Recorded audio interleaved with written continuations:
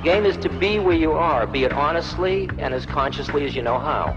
Watch the latest Ram Dass documentary film, Becoming Nobody, on Gaia.com. Of course, there was fear in losing that familiar identity. But there was always also wonder. The Gaia.com library supports you with transformational content. See it for yourself and go to Gaia.com/BeHereNow and check out the Be Here Now playlist, curated just for you. Visit Gaia.com/BeHereNow and start your free trial today.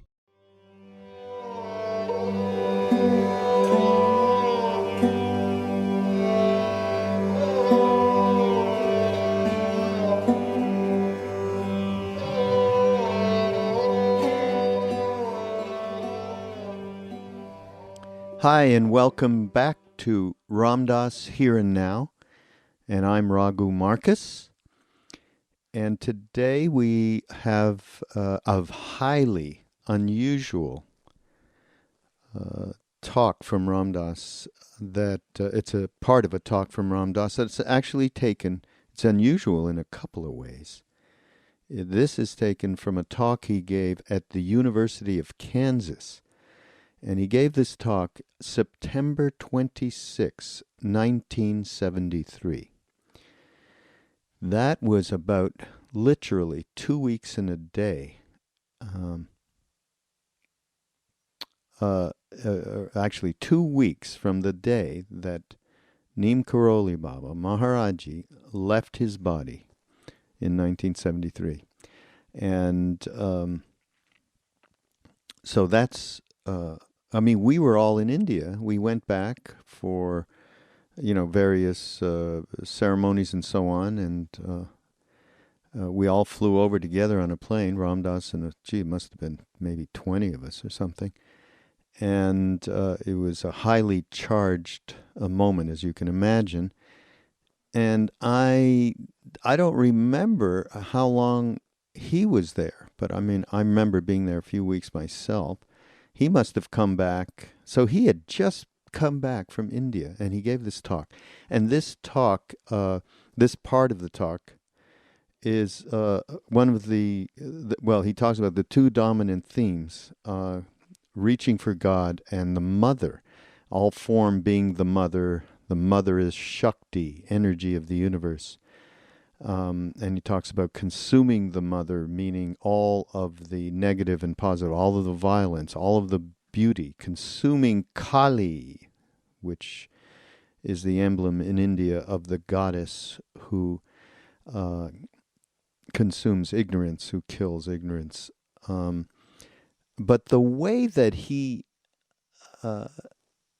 just his vibration in this lecture I found highly unusual. It was very striking in his exhortation to the audience that he was with that night to just get on with it. He talked about, you're caught up in anger, let it go. You're caught up in desire, just let it go. And he referred to Maharaji, who, and I remember Maharaji saying to us, you have a desire to drink this tea, this chai, don't drink it. It was like this very, coming from the undivided, this simple, just if you, and as Ram Dass goes on, he talks about this is the big leagues. If you want to be in the big leagues, you got to get down and dirty and let it go. And, it's that kind, he had that kind of, as you'll hear, energy in this talk. So really pretty interesting. And he even, he talked about, giving it up. You give up your stuff to Mother, to Kali, to Guru, to Maharaji, and to Ram Dass. He actually put himself in there. I've never heard him do anything like that. So, but I would relate my own experience, actually, in talking about Mother as Shakti and Mother manifest universe. And he mentions here Ramakrishna. I know many of you know who Sri Ramakrishna is. He lived in the last century, and he was one of the great spiritual beings from the last century. And he was a devotee of Kali. He lived near Calcutta in an ashram called, or town ashram called Dakshineshwar, which many people go on pilgrimage to this day. Swami Vivekananda, who came to America, one of the first Swamis, Eastern spiritual beings to come here, was a close devotee, disciple rather, of Sri Ramakrishna. And there's a great book written by a man called Sri M., The Gospel of Sri Ramakrishna. Now, I encountered that. I first went to India, and I ended up at the Sri Aurobindo ashram because Maharaji Ramdas, I had written him, and he said, well, we don't know where Maharaji is. And he went off, he and a bunch of people went off to do these Vipassana courses in Bodh Gaya. And I was in South India and ended up at the Sri Ramakrishna, at the Sri Aurobindo ashram, and where the resident saint was called Mother. She was a French woman, I think I've mentioned this before, who was sort of the spiritual sidekick of Sri Aurobindo, who was an incredible philosopher saint. And so she was alive when I was there, and she was very old, and I think she probably had Parkinson's or something. She had lost motor control over different parts of her body, which I had heard, but she finally got well enough so she was seeing people. So I eventually saw her, but before I saw her, somebody gave me this book, and I had no idea. I mean, I was 20-odd years old, about what Mother meant and what Shakti meant. And I started reading this book, and I completely got absorbed deeply into it. And I had what you would call, an understanding that was more centered in the mind than it was in the heart, in the, true experiential place from which we get a vastly more direct hit. But I got something from the book. The book is really powerful. I mean, he was an amazing being. The way that he reached out to Kali and the way that he related with her and the way that he loved her. I mean, where he would merge with her and he would go into these incredible samadhis, trances. And you can see pictures of him, actually, if you go up on the net. You'll see pictures of him in trance they took from way back then. So it was a very special experience for me. Just reading this book and being out in a place called Oroville. I was out, it's sort of a desert by the sea in a place called Pondicherry, India. Amazing place. And I was alone, just, I was living in this weird kind of building with a big picture of the Mother. And it was open on either end. So I was kind of living out in the open in the middle of India, or on the east coast of India, and reading this book and completely getting absorbed. So finally, I got to have darshan of Mother, and so I went up, and they, you're supposed to bring something prasad. In the case of this particular tradition, you would bring a flower and they had each flower would have a different spiritual significance. And I don't know, I wasn't into it. I like bananas. So I got some bananas, and I brought bananas, and I'm standing there waiting to go in. It was a line of people, and you get to go in one at a time. And the guy at the door was this Swami he looked like if you had died and gone to heaven, and, instead of St. Peter, you'd have this guy, long flowing hair and beard and bright eyes and, huge. He was like, 6'4", he was amazing. And I was scared shitless going in there, thought, oh God, I'm just going to get caught up in this, very elderly lady's, loss of motor control, and I'll be a schmuck because I won't see anyhow, the door opened, he escorted me in, And it was just like out of those books. I did not see that body. She contacted me with her eyes, and it was just light. I mean, and I, folks, have not an astral bone inside me. I don't see anything. I don't, nothing. But in this case, I experience what they talk about when they talk about just entering a room with a holy person and seeing light. And so they sat me down in front of her, and I gave her the bananas, and she was like delighted. She was French, so she went, banan. Well, very nice. And then she just, in that moment, and I don't think, they probably let me, it seemed like it was an hour, but it was probably just a few minutes, and I got and she just contacted me, eye contact, and I got absorbed and into that which is called Mother, Goddess, Shakti.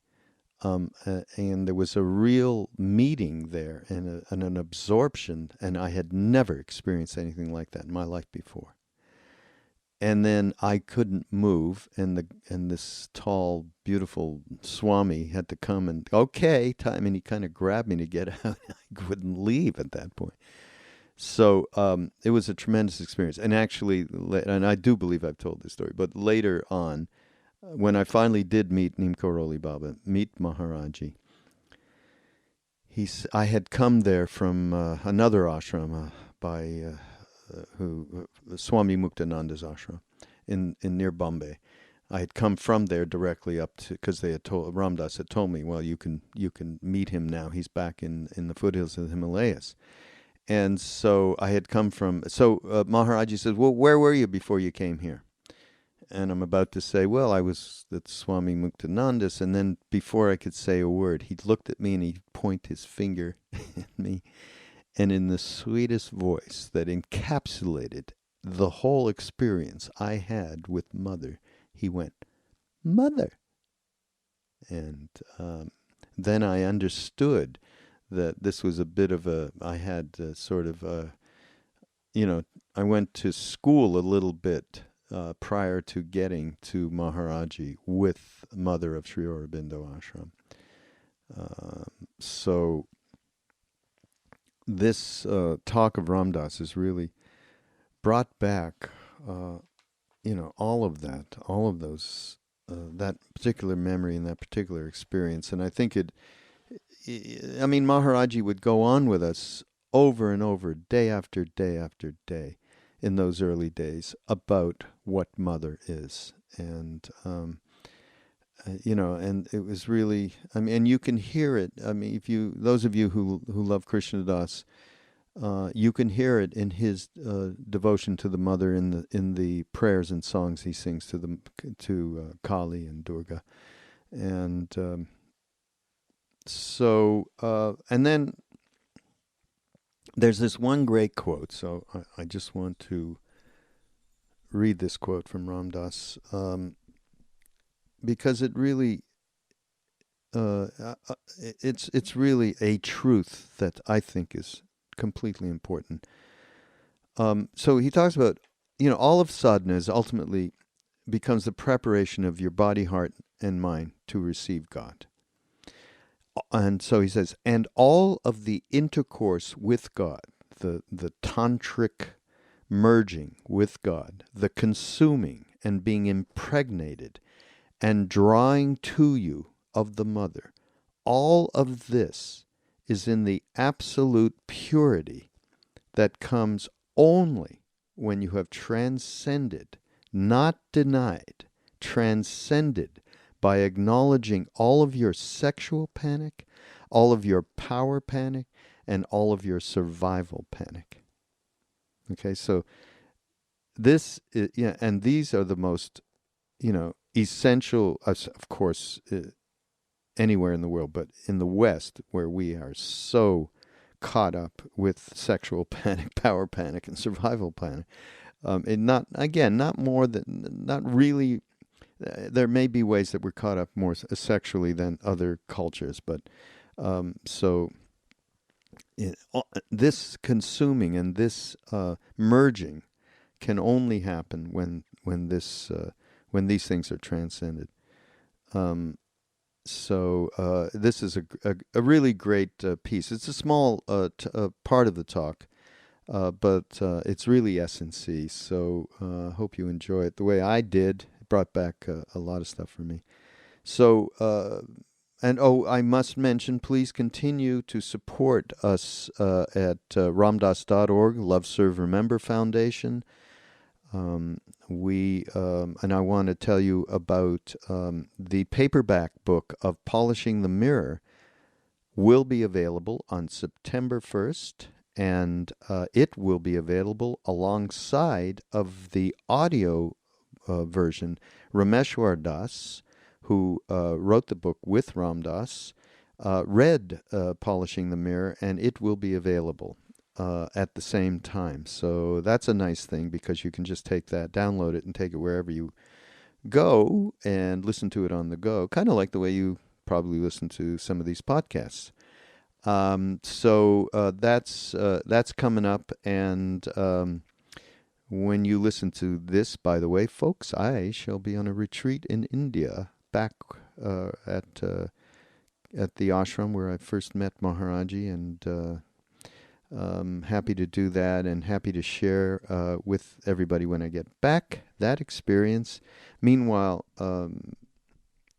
everybody, thank you again for your support. Continue to support us at ramdas.org, and I will see you next time on Ram Dass, Here and Now. I'll tell you what my reality looks like at this moment, just to share with you. There are two things in the reality in which I function in that are the dominant theme. One of them is the mother, and the other is God. The entire universe, all of its forms, all form is the mother. You are all part of the mother. My body is part of the mother. I feed on the mother. I absorb the mother. I drink the mother. I feed at the breast of the mother continuously. The mother is the Shakti, is the juice, is the vibration, is the energy of the universe. I keep growing in size as I feed more and more and more and more. I have to consume the mother. I consume all of it. I have to consume the violence, the beauty. I have to consume Kali, that aspect of the mother which goes with dagger to destroy those things that keep people from God. The fierceness of Kali. I have to consume Kali. I have to consume the beauty of the universe. I have to take it in, not digest it so it doesn't exist anymore, but hold it all in my heart so that I'm acknowledging it all. So I am consuming the mother, and I am taking all that energy and using it in order to stay with God. Father, Son, and the mother is the Holy Spirit. Spirit made manifest. And the Son returns to the Father through the Holy Spirit. So that I worship the mother just as Ramakrishna did. I worship the mother, consume the mother, make love to the mother. I make love to the universe. But in truth, I am the bride of God. For in truth, this game is the game of returning to God. Or put another way, in tantric terms, in true tantra, not in phony man-made tantra, it is intercourse with God, in which you become both the lingam and the yoni, in which you become both that which thrusts forth into God and that which opens to receive God. You are both.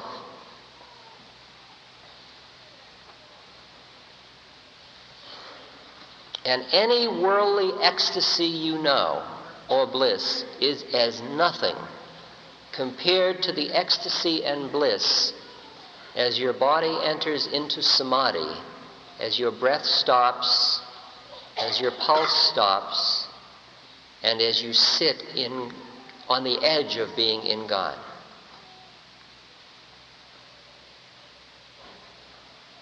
For then you are beginning to know that part of yourself which is the energy of the universe.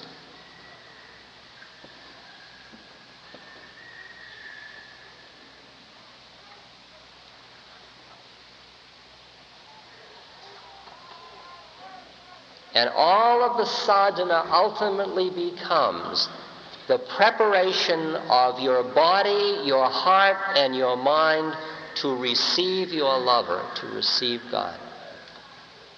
That's what it's about. Because when the Shakti enters your body, if your body is not strong enough, it will rip you to shreds.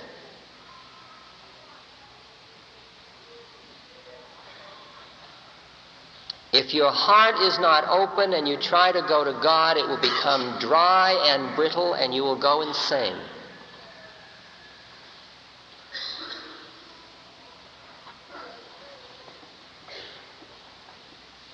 Until you have a discipline that ultimately you crave, not she needs discipline, not that kind, but let me be disciplined so that you can sit with spine straight, so that the Shakti moves in an appropriate way.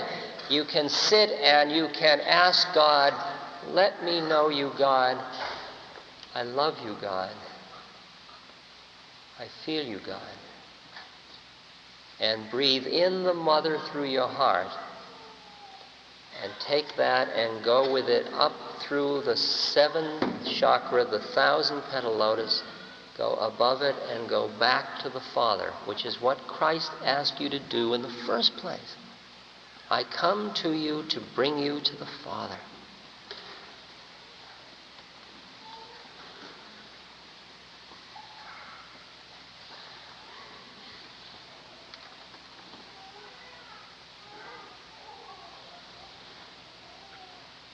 And all of that, the intercourse with God, the consuming and being impregnated and impregnating and drawing to you of the mother, all of this is in the absolute purity that comes only when you have transcended, not denied, but transcended by acknowledging all of your sexual panic, all of your power panic, all of your survival panic. Because if you try to grab God prematurely, it will destroy you. It's as simple as that.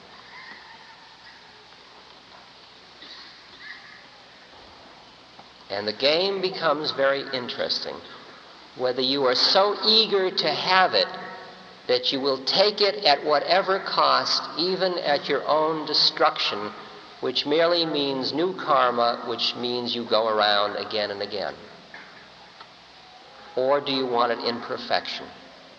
In perfection, in which case you balance, move slowly, develop strength, clean up your game, get yourself purified. Meaning tuning, listening, hearing, cleaning up, strengthening, straightening, lightening, orienting your life more towards the awakening than staying asleep.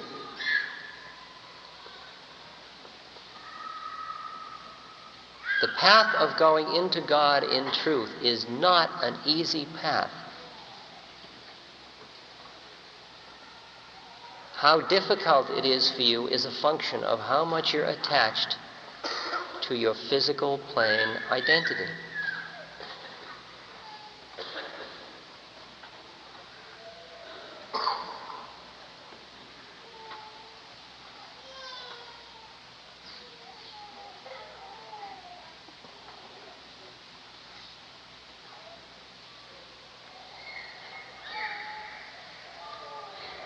But at the same moment as I tell you it's not an easy path, I repeat, you're hooked.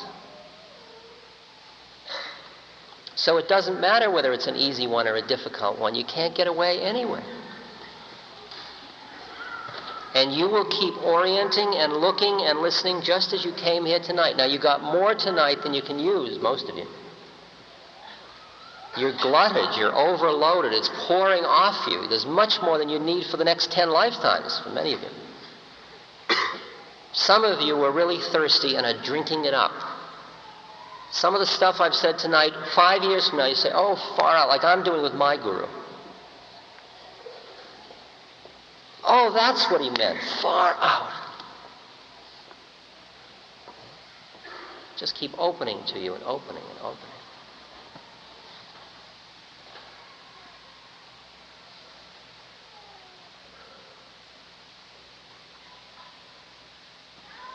What I'd really like to share with you, I could only share with you after you've done all the basic stuff. Until then, your minds won't allow it. Your fear, your lack of trust won't fully allow it. Because things I could tell you, you couldn't hear in purity. You can't handle the virgin birth, Virgin Mary. You can't handle it. Your minds won't allow it. You play with it. Your doubts work with it. There's a good example.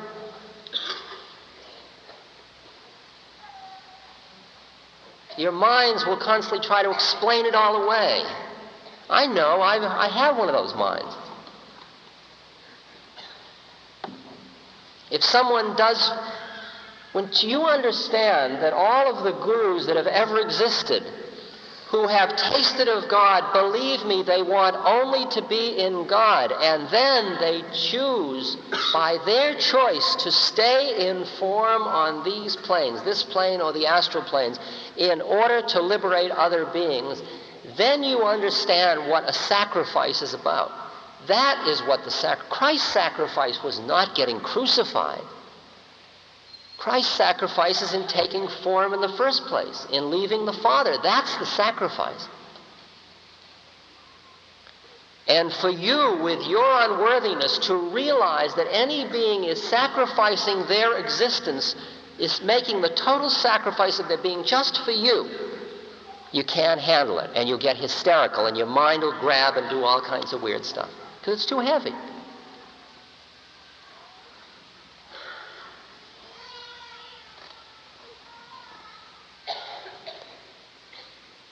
Because you can't play in the major leagues until you have a major league mentality, and that means a hell of a lot of purification for all of us.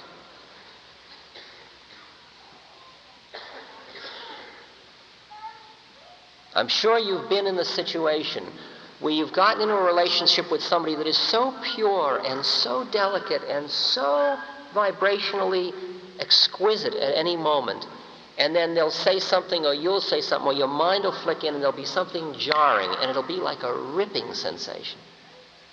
And it will hurt you very deeply or hurt them. You didn't mean to do it or they didn't mean to do it, but it just happened that way.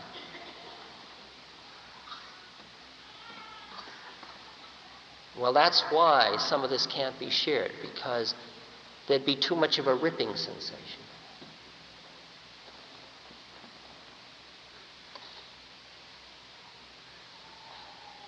Because the rational mind is but a little system in this huge cosmology.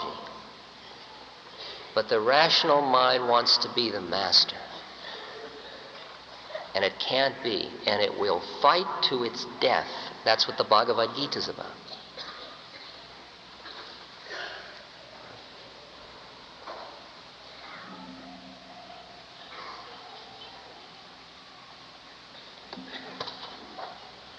If even a little of this got in, and you just start to look at your life just through these little different ways of perspectives of reality, and realize they're all relatively real, honor them.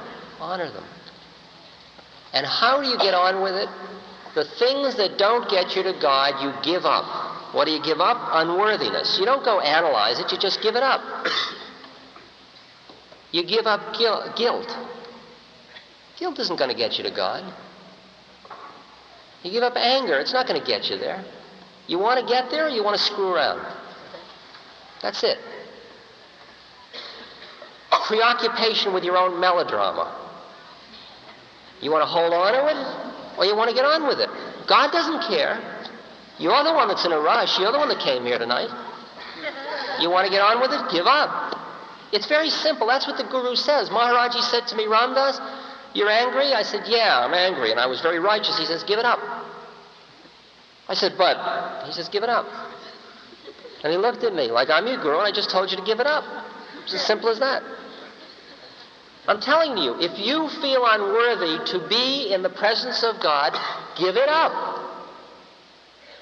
Don't analyze it. Don't say, I'll plan to give it up. Do it now. Here, Ramdas, you take it. Here, Kali, you eat it. Kali eats it. Here, Ma, you eat it. She eats anger. She eats everything in you that keeps you from God. She loves it. She feeds on it. She fills. She gorges herself on all your impurities. She loves it. She'll come after you to get them. But she'll only come after you if you ask her to. If you don't ask her, she won't bother you at all.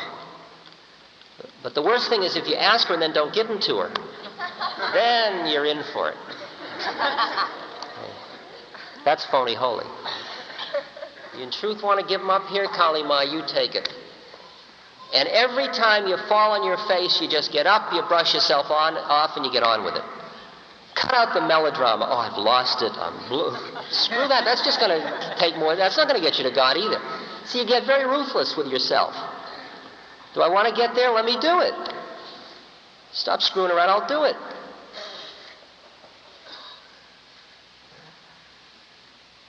Unworthiness, self-pity, anger, lust, greed, doubt, sloth, and torpor,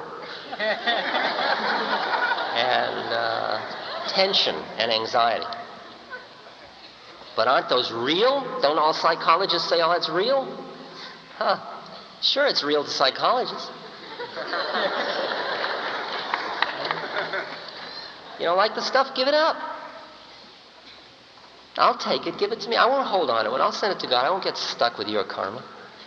I won't take anything from you unless you give it to me. If you give it to me, I'll take it. I won't take anything unless you give it. Because if I took it from you without you wanting to give it, that's my problem then. And I got enough sorrows without you. But you can at any time in your meditations, at any time, you can say to any being that is here in order to help liberate other beings, take my shit, take my stuff, take it from me, Ma, take it Ramdas, take it Maharaji, take it Ramanaraj, take it Christ, take it, take it Kali Ma. And then let it go. And then breathe into your heart, and then talk to God. Very simple. The game gets very simple.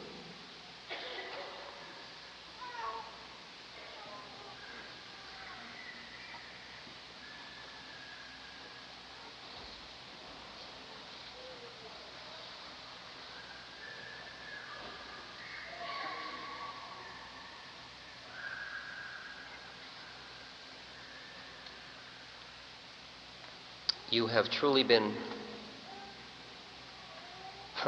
you're beautiful. There's one other distinction, this distinction between mercy and caring, you know.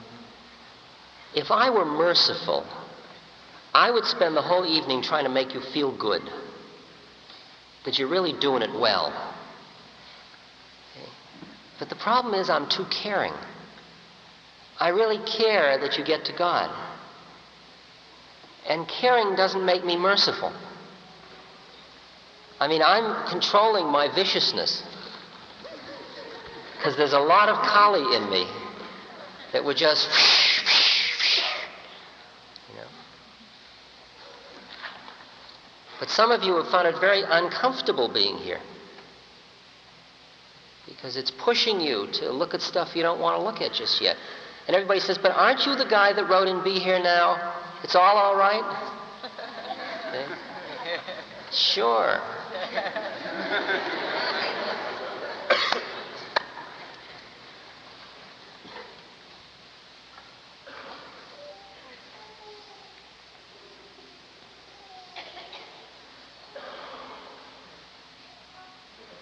There's man's will and there's God's will. You have choice. Every choice you make can take you closer or further away. Day by day, minute by minute, choice by choice. And God, Guru, true self just sits back and watches. But if you in truth reach up and say, help me, in truth, if you reach for God in truth, that is what elicits what's called grace. And then all of the beings who are there only to serve come forward to reach forth, as just in that picture in the Sistine Chapel of man and God touching. Then God reaches forth and brute force and helps you. But that only happens when you reach. That's man's will.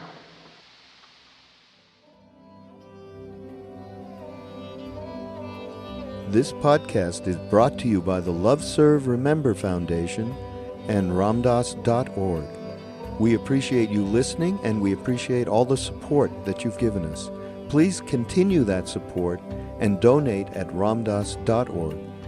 We can then continue to share what Ram Dass has been sharing for all of these years. Thank you.